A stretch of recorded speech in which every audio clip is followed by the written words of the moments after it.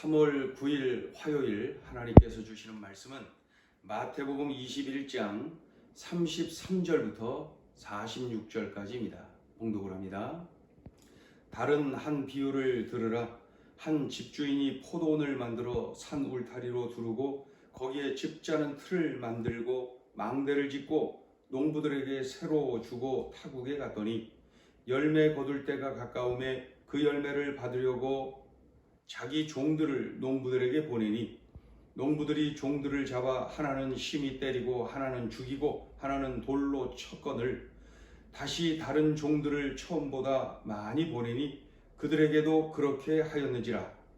후에 자기 아들을 보내며 이르되 그들이 내 아들은 존대하리라 하였더니 농부들이 그 아들을 보고 서로 말하되 이는 상속자니 자 죽이고 그의 유산을 차지하자 하고 이에 잡아 포도원 밖에 내쫓아 죽였느니라. 그러면 포도원 주인이 올 때에 그 농부들을 어떻게 하겠느냐? 그들이 말하되 그 악한 자들을 진멸하고 포도원은 제때 열매를 바칠 만한 다른 농부들에게 새로 줄지니이다. 예수께서 이르시되 너희가 성경에 건축자들이 버린 돌이 모퉁이의 머릿돌이 되었나니 이것은 주로 말미암아 된 것이요 우리 눈에 기이하도다 함을 읽어본 일이 없느냐. 그러므로 내가 너희에게 이르노니 하나님의 나라를 너희는 빼앗기고 그 나라의 열매 맺는 백성이 받으리라. 이 돌 위에 떨어지는 자는 깨지겠고 이 돌이 사람 위에 떨어지면 그를 가루로 만들어 흩으리라 하시니 대제사장들과 바리새인들이 예수의 비유를 듣고 자기들을 가리켜 말씀하심인 줄 알고 잡고자 하나 무리를 무서워하니 이는 그들이 예수를 손자로 알미었더라. 아멘. 어제 본문에서 예수님은 그 유대 종교 지도자들의 위선과 불의를 폭로하시면서 두 아들 비유를 말씀하셨잖아요. 두 아들 비유. 오늘은 어제에 이어서 또 하나의 비유를 말씀하시는데 바로 악한 농부의 비유입니다. 악한 농부의 비유. 내용은 간단합니다. 포도원 주인이 농부들에게 그 포도원을 세를 주었어요. 그리고 타국에 갔습니다. 그러니까 소장농들에게 포도원을 맡긴 거죠. 소장농. 그러다가 열매를 거둘 때쯤 되어서 열매를 받기 위하여서 그 소장농들에게 열매를 받기 위하여서 그 주인은 종들을 보냅니다. 가서 열매를 받아와라. 그런데 이 농부들이 그 종들을 잡아서 때리고 돌로 치고 죽이기까지 했습니다. 그러자 포도원 주인이 더 많은 종들을 보냅니다. 그러나 이번에도 그 농부들은 똑같이 행했다는 거예요. 때리고 돌로 치고 죽이고. 주인은 이번에는 자신의 아들을 보냅니다. 어떤 마음으로요? 그들이 내 아들을 존대하리라. 그러나 농부들이 한 수 더 떠요. 자, 농부들의 반응 볼까요? 38절, 39절 같이 읽어보죠. 시작. 농부들이 그 아들을 보고 서로 말하되 이는 상속자니 자 죽이고 그의 유산을 차지하자 하고 이에 잡아 포도원 밖에 내쫓아 죽였느니라. 이러한 악한 농부의 비유, 이 비유를 말씀하시면서 우리 예수님이 질문을 하십니다. 40절. 그러면 포도원 주인이 올 때에 그 농부들을 어떻게 하겠느냐? 그러면 이제 그 포도원 주인이 그 악한 농부들을 어떻게 하겠느냐? 이렇게 질문하지요. 그러자 청중이 대답을 합니다. 여기서의 청중은 대제사장들과 바리새인들이 포함되어 있지요. 그러나 그들이 무슨 반응을 그 시간에 했겠습니까? 그러니 그들이 아닌 다른 일반인들이 대답을 합니다. 41절 보시면 그들이 말하되 그 악한 자들을 진멸하고 포도원은 제때의 열매를 바칠 만한 다른 농부들에게 새로 줄지니이다. 그 악한 자들은 진멸하는 것이 당연하지요. 그리고 다른 농부들에게 새를 줄 것입니다. 이렇게 답을 하지요. 이렇게 비유를 마치시면서 비유 속에 담긴 의미를 우리 주님께서 가르쳐 주시지요. 악한 농부들, 이 못된 농부들은 바로 유대 종교 지도자들을 의미합니다. 그들이 주인의 종들로 비유된 하나님의 선지자들을 박해하고 죽였어요. 하나님이 선지자들을 계속 보내셨지요. 하나님의 뜻을 전하라 했지요. 그러나 많은 이들이 박해를 하지요. 그러니까 때리고 돌로 치고 죽이고 똑같이 그렇게 박해를 하고 그리고 죽이기까지 하는 일들이 비일비재했습니다. 뿐만 아니라 주인의 아들로 비유된 누구예요? 바로 예수님. 예수님마저도 이제 앞으로 죽일 것이다. 이것을 의미하고 있는 것이죠. 그런데 이것으로 그치지 않고 중요한 사실을 우리 주님께서 비유 속에서 말씀하시는데, 하나님 나라의 축복이 유대인의 불순종으로 인하여서 이방인에게 옮겨질 것이다. 하나님 나라의 축복이 유대인의 불순종으로 인하여 이방인에게로 옮겨질 것이다. 이 내용을 말씀하시는 거예요. 마치 건축자들이 버린 돌, 그 돌이 건축할 때에 가장 중요한 모퉁이의 머릿돌이 된 것처럼, 건축할 때 기초가 되는 그 돌, 모퉁이의 머릿돌, 그 건축자들이 버린 그 돌이, 하찮게 여겨진 그 돌이 가장 중요한 역할을 하는 모퉁이의 머릿돌이 된 것처럼, 유대인들이 박해하고 죽인 그 예수님을 이방인들은 생명의 구주로 영접을 할 것이다. 그러니까 모퉁이의 머릿돌, 그 중요한 존재가 된 것처럼 그 유대인들에게 의해 버림받은 이 예수님을 이방인들이 생명의 구주로 영접을 하게 될 것이다. 이렇게 비유로 말씀합니다. 그리하여서 하나님 나라를 유대인은 빼앗기고 이방인은 차지하게 될 것이다. 자, 43절 읽어보죠. 시작. 그러므로 내가 너희에게 이르노니 하나님의 나라를 너희는 빼앗기고 그 나라의 열매 맺는 백성이 받으리라. 너희는, 유대인은 빼앗기고 그 나라의 열매 맺는 백성, 이방인이 받으리라. 그렇게 말씀합니다. 이 모퉁이의 머릿돌이신 예수님을 부인하고 박해하고 죽인 자들은 어떻게 된답니까? 깨지고 가루가 되어 흩어질 것이다. 무서운 심판이 임할 것이다 말씀합니다. 자, 44절을 보세요.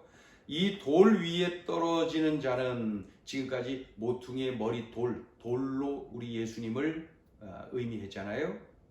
그러니까 이 돌 위에, 즉 예수님 위에 떨어지는 자는 깨지겠고, 이 돌이 사람 위에 떨어지면, 돌이 사람 위에 떨어져, 그러니까 돌에 의해 맞은 자는 그를 가루가 되어서 흩어질 것이다. 이런 내용이죠.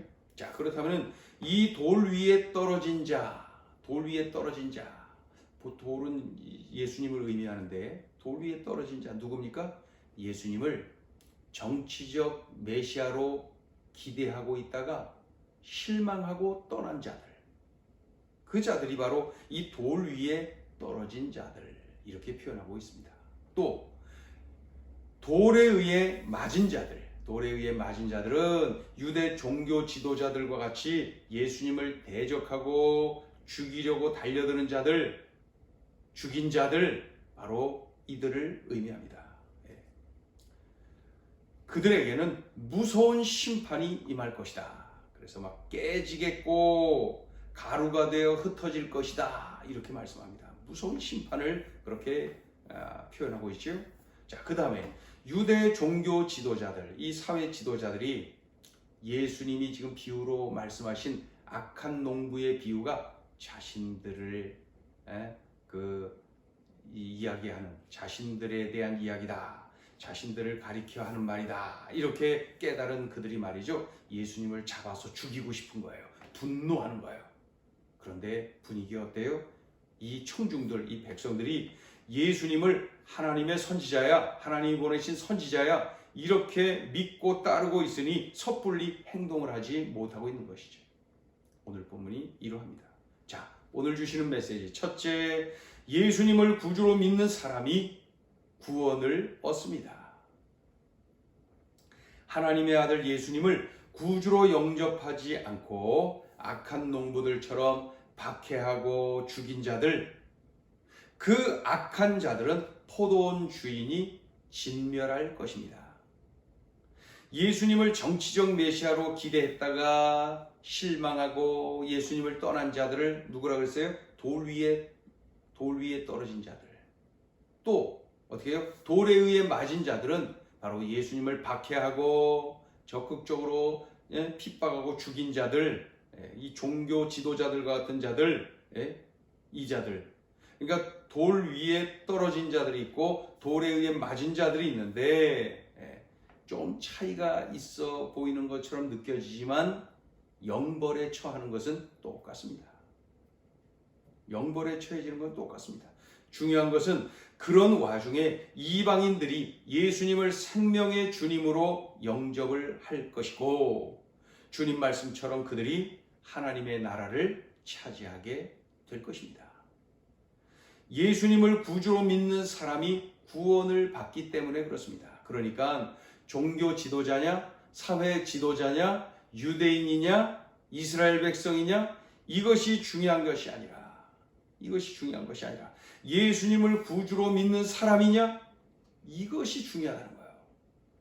예수님을 구주로 영접하지 않으면은 지도자고 유대인이고 혈통이고 어쩌고 저쩌고 이런 것도 아무것도 아니라는 거예요. 영벌에 처해지는 건 똑같습니다. 예수님을 구주로 믿는 사람이 구원을 받기 때문에 그렇습니다. 예수님을 구주로 믿는 자, 바로 그런 사람으로 살아야 됩니다. 자, 둘째 주시는 메시지, 나를 철저히 살피라. 유대 종교 지도자들, 오늘 본문에 기록된 이 대제사장들, 바리새인들, 이들은 자신들의 기득권, 사회적, 종교적 권세, 이런 것들을 빼앗길까봐 예수님을 죽이려고 하는 거예요. 예수님이 자신들의 위선, 불의, 교만을 폭로하니까 예수님을 죽이려고 하는 거예요. 또 백성들이 예수님을 하나님의 선지자야 하면서 따르니까, 인정하고 따르니까 그 모습을 시기 질투하여서 예수님을 죽이려고 하는 거예요. 그런데 가만히 생각해 보면 행여나 이들의 모습이 나에게 조금이라도 튀어 있는 것은 아닌지 우리 자신을 살펴야 합니다. 나에게 위선, 불의, 교만, 이런 것들이 조금이라도 물들어 있는 것은 아닌지 나를 살펴야 합니다. 사람들이 예수님이 아닌 자신들에게 집중하기를 원했잖아요. 혹시 그런 모습이 나에게 있는 것은 아닌가? 제가 목회를 하면서도 신앙생활을 오래 하면 그런 성도들 가운데서도 이런 모습이 일어날 수가 있습니다. 목회자라는 이유로 성도들이 예수님을 바라보도록 해야 되는데 혹시 나에게 더 집중하기를 원하는 모습은 아닌가 되돌아보게 됩니다. 또 직분을 받았다는 이유로 장로로, 권사로, 집사로, 교사로 또 사역을 많이 하고 있다는 이유로 내가 사람들이 나를 인정해주고 사람들이 나를 높여주고 사람들이 나를 따르기를, 예수님보다도 내가 그 자리에 있기를 원하고 있는 것은 아닌지, 나 자신도 모르게 이러한 유혹에 빠지고 있는 것은 아닌지, 오늘 이 바리새인들, 대제사장들, 이 종교 지도자들의 모습을 보면서 나를 살펴야 되겠습니다. 나를 살펴서 행여나 이러한 모습이 한 방울이라도 튀어 있으면 안 되는 것이죠. 나를 살피고 주님 앞에 순결하게, 정결하게 바로 서야 될 것입니다. 기도합니다. 하나님 아버지, 들려주신 말씀이 귀하고 귀합니다. 예수 믿어야 구원받습니다. 예수님을 나의 생명의 구원자요 인생의 주님으로 영접할 때에만 구원받습니다. 주여, 이 사실, 이 변함없는 이 사실을 붙잡게 도와주시옵시고 어느 때든지 마귀는 끊임없이 우리들로 하여금 대제사장들처럼 바리새인들처럼 생각하고 말하고 행동하는 그것을 유혹을 할 터인데, 주여, 우리들이 늘 주님 앞에 나를 살피며 참으로 순결하며 정결하며 하나님 말씀 앞에 세워지는 우리들의 삶이 되게 하여 주시옵소서. 오늘 이 말씀 내 삶에 적용하며 구체적으로 살피며 주님 마음에 합한 그러한 삶을 누리게 하여 주옵소서. 예수님의 이름으로 기도 올리옵나이다. 아멘.